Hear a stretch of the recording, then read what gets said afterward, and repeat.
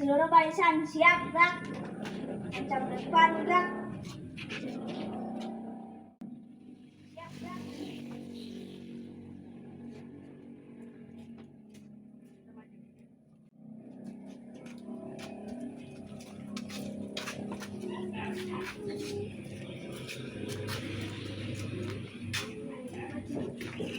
Maju, maju. Ibu.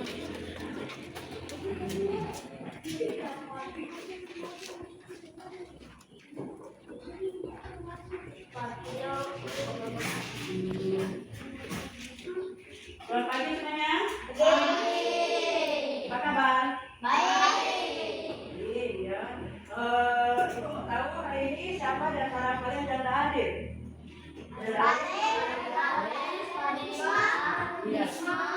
Iya. Iya. Berarti ada 3 orang ya. Ini kemana mereka ini? Ada yang izin, berapa? Iya, betul itu informasi ya. Ada apa-apa? Kita juga maklum mungkin situasi sekarang ini kan musim hujan lalu beralih ke musim panas. Nah, kalau kita sakit harus berobat. Tadi dari rumah kalian udah sarapan belum? Sarapan. Kenapa sarapan? Supaya? Iya. Supaya? Apa? Kenapa sarapan? Supaya semangat apa? Semangat dalam belajar ya, semangat dalam belajar. Iya. Sebelumnya kita masuk pada pembelajaran ini. Dan pembelajaran kita ini pada hari ini mendapatkan berkat, kalian itu menjadi banyak mendapatkan pengalaman. Kita mohonkan dulu kepada Tuhan supaya pada hari ini pembelajaran kita ini diberkati. Di sini Ibu minta salah satu dari kalian itu untuk memimpin doa. Silahkan siapa bisa memimpin doa? Ya, silahkan Agustin. Silahkan. Teman-teman, mari kita buka dapat pada saling Amin. ya Tuhan, sebentar lagi kami akan memulai pelajaran.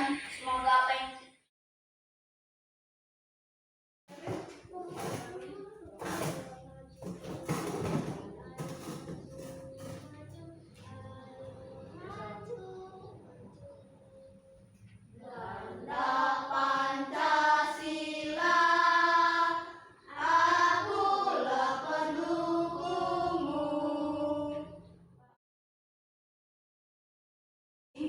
Pembelajaran kita adalah perpindahan panas atau kalor. Itu pada tema 6, subtemanya pembelajaran panas secara produksi dan konveksi. Baik, nanti dalam tayangan ini akan menyampaikan sebuah video, yaitu video pembelajaran yang mana nanti video ini akan di videonya akan kalian dapatkan materi-materi yang penting, pengetahuan yang baru. Sebelum ini silahkan kalian itu bikin kelompok dulu. Dari kelompoknya kelompok 1, 2, 3 ya. Silahkan. Mana? Sudah siap? Kita akan menonton tayangan video tentang pembelajaran pada hari ini, yaitu perpindahan panas ataukah kalor. Ibu harapkan dalam pembelajaran ini kalian bisa mencermati atau memperhatikan apa yang dijelaskan. Ya, baik.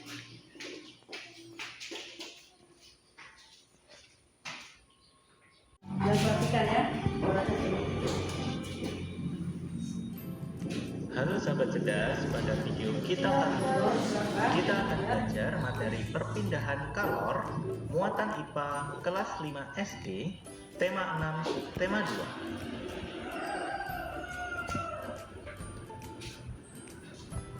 Pada video kita kali ini materi yang akan kita bahas yang pertama konduksi, yang kedua konveksi, dan yang ketiga radiasi. Perpindahan kalor. Masih ingatkah kalian bahwa kalor atau panas adalah suatu bentuk energi yang dapat berpindah dari satu benda ke benda yang lain? Misalnya, panas matahari dapat berpindah saat kita berjemur meskipun kita berada di bumi. Selanjutnya, saat memasak air, panas dari api akan berpindah dari panci menuju ke air. Contoh berikutnya, saat kita memanaskan ujung besi, maka panas akan berpindah ke ujung lain besi. Hal ini terjadi karena energi panas dapat berpindah dari benda bersuhu tinggi menuju benda bersuhu rendah. Perpindahan kalor atau panas dapat terjadi melalui 3 cara.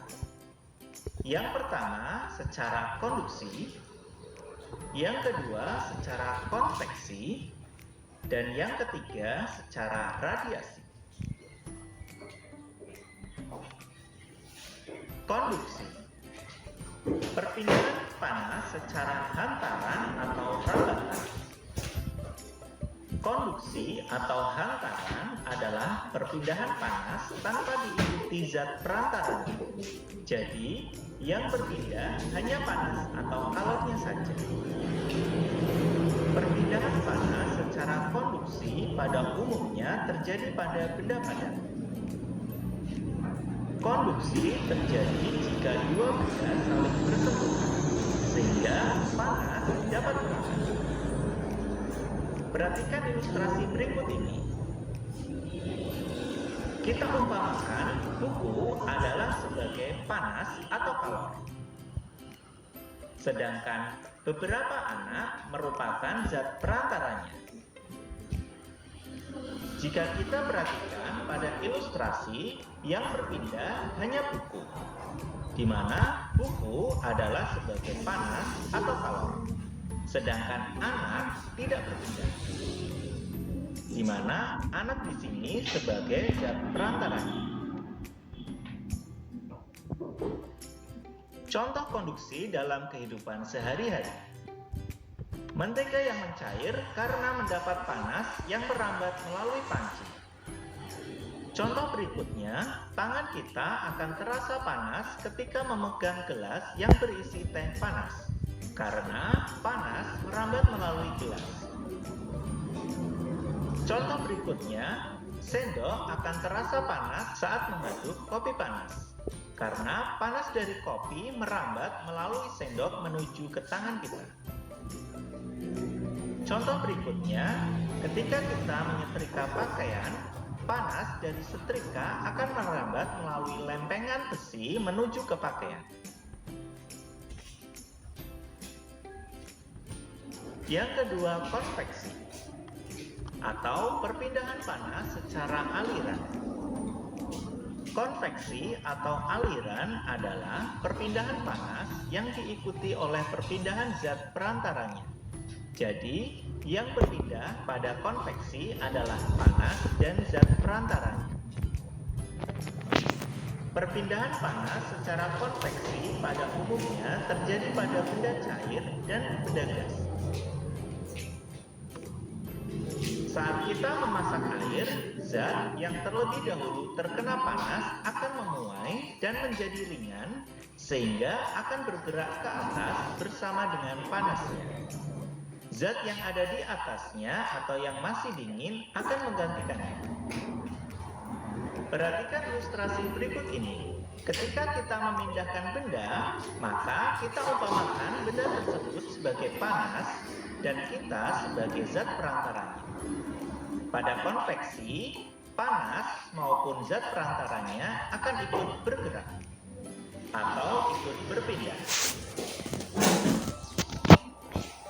Contoh konveksi dalam kehidupan sehari-hari, misalnya makanan yang kita goreng akan matang ketika semua bagian minyak goreng menjadi panas, di mana panas merambat melalui minyak goreng sehingga mengenai makanan yang kita goreng.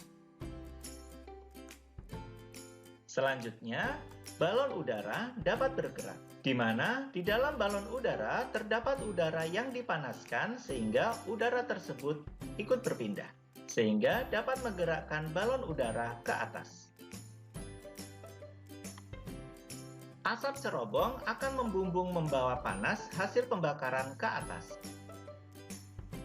Pemanfaatan ventilasi untuk sirkulasi atau pergerakan udara di ruangan. Selanjutnya, terjadinya angin darat dan angin laut. Angin darat terjadi pada malam hari. Pada malam hari, lautan lebih lama menahan panas yang diserap saat siang hari, sehingga udara panas di atas lautan akan naik dan digantikan oleh udara dari darat. Sedangkan angin laut terjadi pada siang hari, di mana pada siang hari daratan lebih cepat menyerap panas, sehingga udara panas di atas daratan akan naik dan digantikan oleh udara dari laut.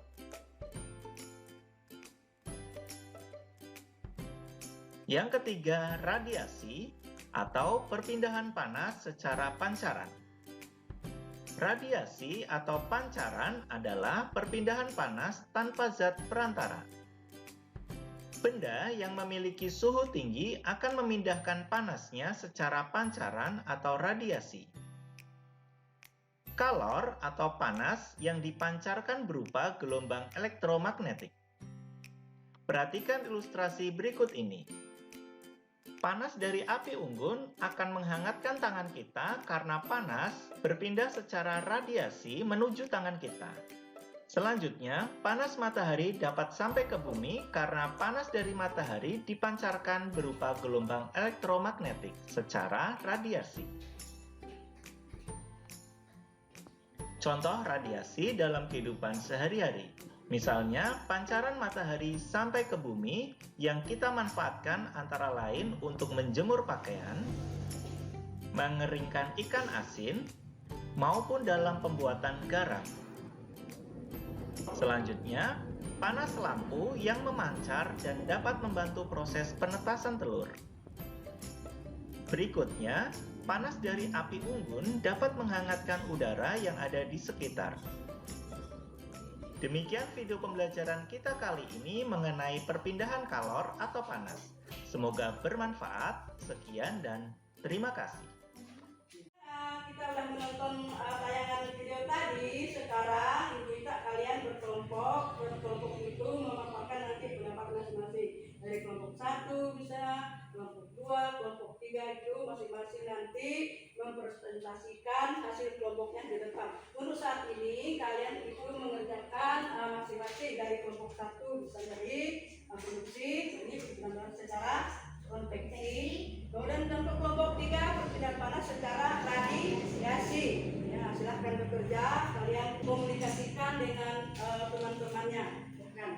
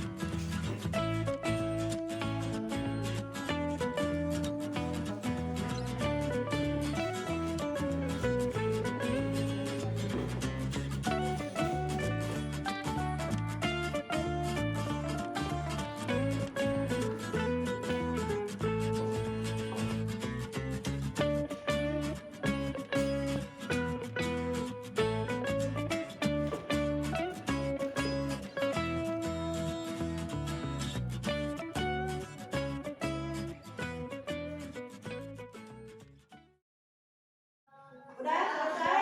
Nah, baik. Kalau udah selesai, silahkan tiap-tiap kelompok itu mempresentasikan hasil diskusinya.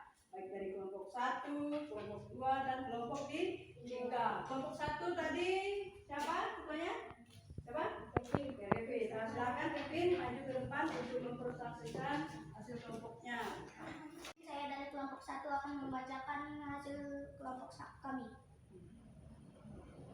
Kalian pertama. Apa yang dimaksud perpindahan secara konduksi? Konduksi disebut juga perpindahan kalor secara hantaran. Kedua, peristiwa konduksi dapat diumpamakan dengan kegiatan memindahkan buku secara estafet yang dilakukan oleh teman-teman sekelas. Ketiga, lama kelamaan ujung sendok yang saya pegang juga akan terasa panas. Keempat, ketika listrik. Kelima, pada zat padat. Terima kasih.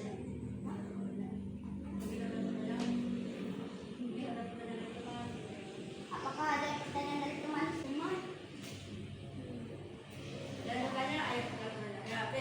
Dari kelompok 1 telah mempresentasikan diskusinya mengenai perpindahan panas secara konduksi.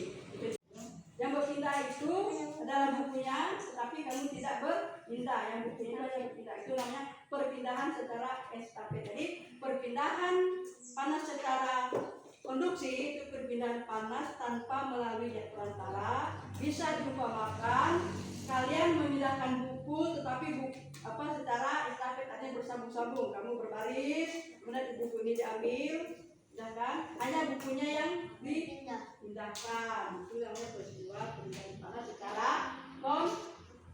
konduksi. Baik, nah, kita beri aplaus untuk kelompok 1.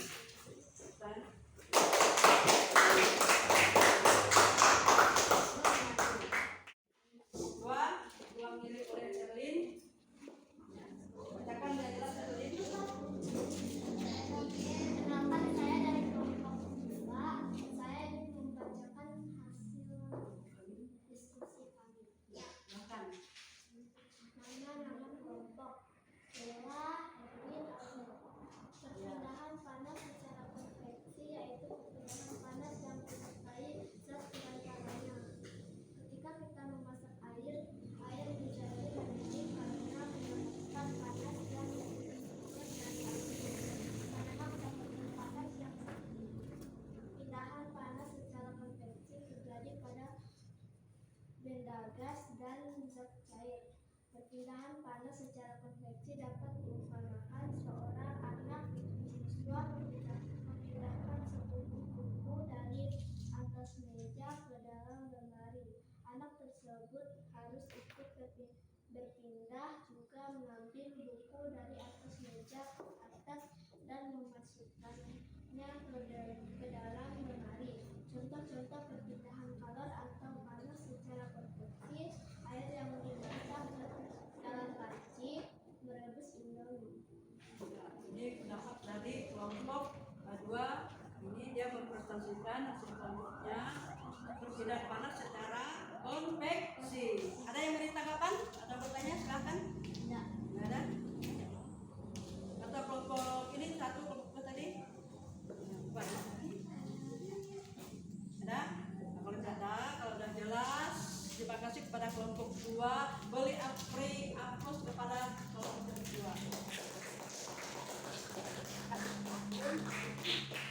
Yang terakhir, kelompok 3 akan membacakan hasil diskusinya.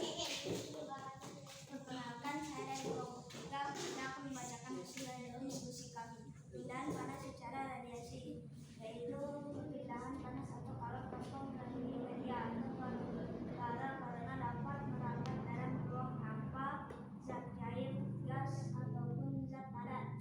Contoh perpindahan secara radiasi adalah pancaran sinar matahari, api unggun, dan penjemuran pakaian. Saat duduk dekat api unggun, maka kita akan merasa hangat. Sumber radiasi alami adalah sinar matahari. Gimana kelompok lain menanggapi? Silakan untuk kelompok lain.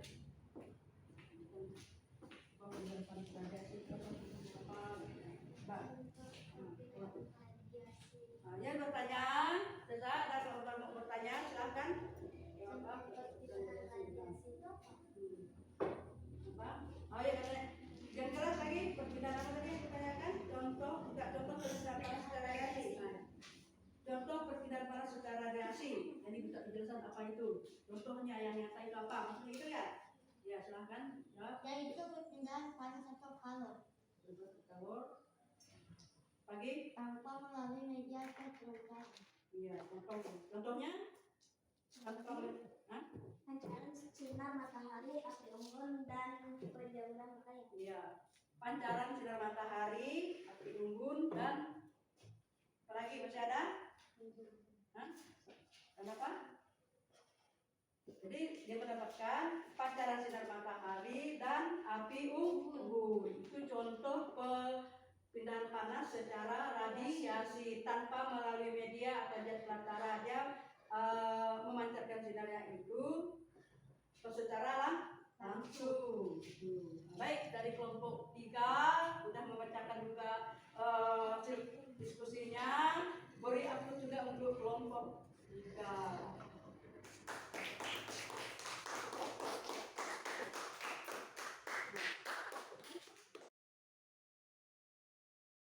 Setelah kalian berdiskusi, mari kita simpulkan secara bersama-sama tentang perpindahan panas secara radiasi, konveksi maupun secara konduksi. Yang pertama, perpindahan panas itu terjadi berapa cara?